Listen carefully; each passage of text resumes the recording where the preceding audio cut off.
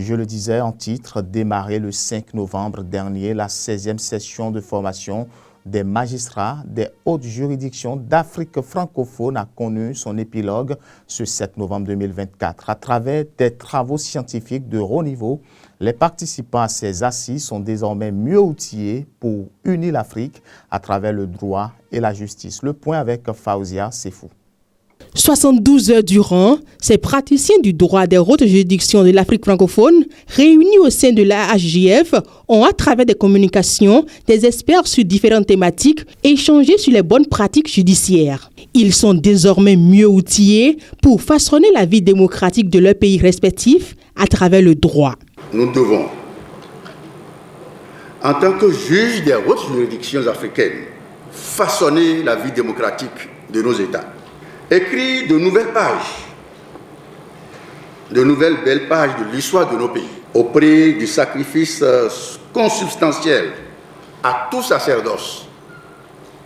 Et le juge est bien dans un office de dimension sacerdotale. Nous voici après 3 journées d'intenses échanges au terme des travaux de la 16e édition du dialogue institutionnel qui nous aura réunis comme chaque année sous l'égide de notre réseau ici au siège de l'ERSUMA. Au moment de clôturer nos travaux, je voudrais vous dire très franchement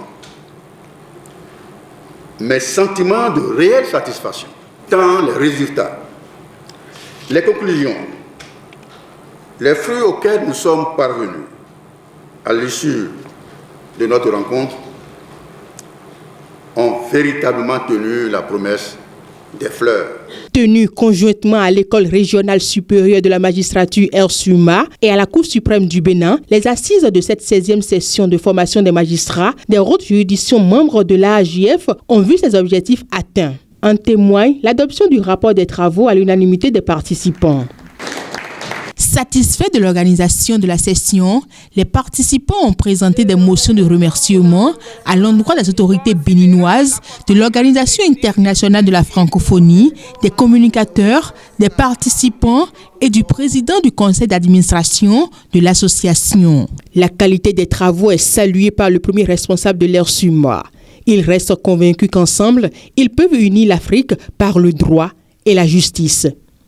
Les fruits ont tenu la promesse des fleurs et Kinshasa, aux 20e Assises internationales, vous aurez à nouveau l'occasion de faire des contributions significatives et analyser les contributions réelles de la justice au renforcement de l'état de droit. Le président de la Cour suprême du Bénin, Victor Dassia Dossou, très satisfait de la qualité des travaux, a félicité et témoigné toute sa gratitude aux participants. Il reste convaincu que les participants, chacun dans son pays respectif, pourra œuvrer pour renforcer et enraciner le droit et la justice en Afrique francophone.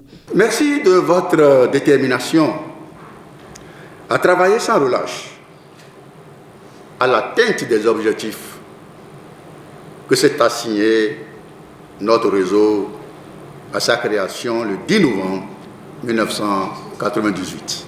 Je voudrais me satisfaire de cet état de choses et vous en remercier bien vivement.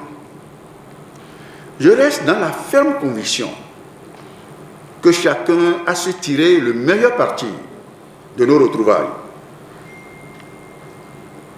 Mon ardent souhait à présent est de nous voir procéder à une restitution fidèle des acquis pédagogiques de la session aux collègues restés dans nos pays respectifs. Réussi grâce au soutien financier de l'OIF, Organisation internationale de la francophonie, ces participants tournent déjà leur regard vers la prochaine édition.